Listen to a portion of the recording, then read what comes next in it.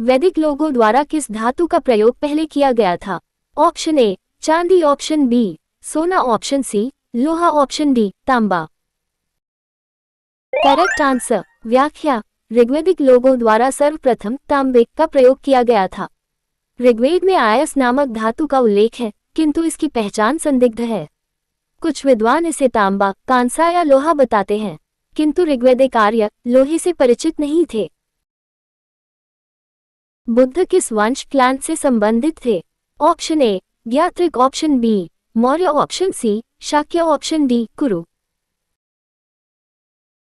Correct answer. व्याख्या। बौद्ध धर्म के प्रवर्तक महात्मा बुद्ध शाक्य वंश से संबंधित थे। इनका जन्म कपिलवस्तु के लुम्बिनी में शाक्य मुखिया शुद्धोधन के यहाँ हुआ था। मगध के उत्थान के लिए कौन सा प्रथम शासक उत्तरदायी था? Option A Bindusara, option B Ajatashatru, option C Bimbisara, option D Vasudeva. Correct answer. व्याख्या। बिंबिसार मगध की गद्दी पर 545 ईपू में बैठा था। इसने राजगृह का निर्माण कर उसे अपनी राजधानी बनाया। ये बौद्ध धर्म का अनुयायी था तथा इसने चंद्रप्रद्योत अवती का शासक की सेवा में अपने राजवैद्य जीवक को भेजा। बिंबिसार की हत्या उसके पुत्र अजातशत्रु ने कर दी थी। मगध के उत्थान के लिए बिंबिसार ही उत्तरदायी था। अशोक की प्रशासनिक नीति में भारी परिवर्तन किस घटना से आया? ऑप्शन ए तीसरी बौद्ध परिषद, ऑप्शन बी कलिंग युद्ध, ऑप्शन सी बौद्ध धर्म को अपनाना, ऑप्शन डी मिशनरी को सिलोम भेजना।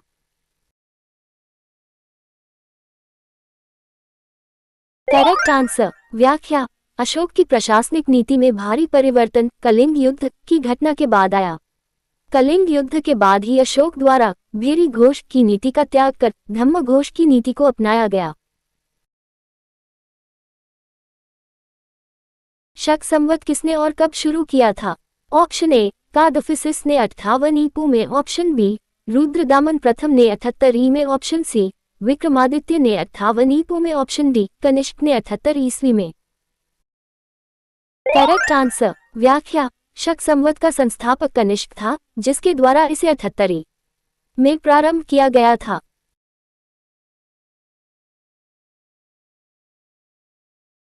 लिच्छवी दौहित्र किसे कहते थे? ऑप्शन ए चंद्रगुप्त आय को, ऑप्शन बी स्कंदगुप्त को, ऑप्शन सी कुमारगुप्त को, ऑप्शन डी समुद्रगुप्त को। Correct answer. व्याख्या। लिच्छवी दौहित्र समुद्रगुप्त को कहते हैं।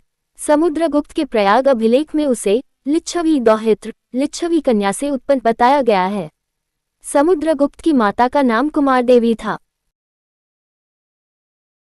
राष्ट्रकूटों की प्रारंभिक राजधानी निम्नलिखित में से कौन सी थी? Option A Sopara, option B Ellora, option C Vatapi, option D इनमें से कोई नहीं।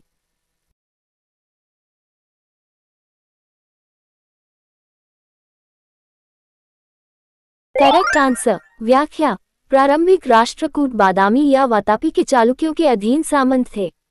760 ई में दंतिवर्मा राष्ट्रकूट ने चालुक्य शासक कीर्तिवर्मा द्वितीय को पराजित कर मान्यखेट को अपनी राजधानी बनाया। प्रतिहार वंश का महानतम राजा कौन था? Option A Vatsaraja, option B Nagabhata द्वितीय, option C Bhoj Mihirbhoj, option D Dantidurga. Correct answer. व्याख्या। प्रतिहार वंश का महानतम राजा भोज मिहिरभोज प्रथम था। कन्नौज पर अधिकार के लिए उसने पाल शासक देवपाल तथा राष्ट्रकूट शासक कृष्ण द्वितीय के साथ होने वाले त्रिपक्षीय संघर्ष में हिस्सा लिया। उसने आदिव्राह की उपाधि धारण की। दिल्ली सुल्तान का शासन कब प्रारंभ हुआ? ऑप्शन ए 1106 ईस्वी, ऑप्शन बी 1206 ईस्वी, ऑप्शन सी 1306 ईस्वी, ऑप्शन डी 1406 ईस्वी। Correct answer. व्याख्या। दिल्ली सल्तनत का शासन 1206 ईस्वी से शुरू होता है। इस वर्ष मोहम्मद गोरी की मृत्यु के पश्चात कुतुबुद्दीन ऐबक का औपचारिक राज्यारोहण लाहौर में किया गया। ये दिल्ली का पहला तुर्क शासक था। इसे भारत में तुर्की राज्य और दिल्ली सल्तनत का संस्थापक माना जाता है। सूफी परंपरा में पीर से क्या आशय है? ऑप्शन ए सर्वोच्च ईश्वर, ऑप्शन बी सूफियों का गुरु, ऑप्शन सी सभी सूफी संतों में सर्वश्रेष्ठ ऑप्शन डी, सूफियों की आस्थाओं के लिए लड़ने वाला परंपरावादी शिक्षक।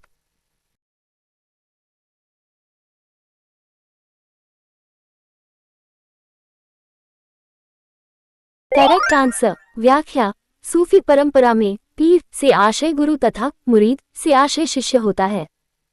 गुरु अथवा पीर एवं उसके शिष्यों अथवा मुरीदों के बीच का संबंध सूफी पंथ का एक महत्वपूर्ण भाग था।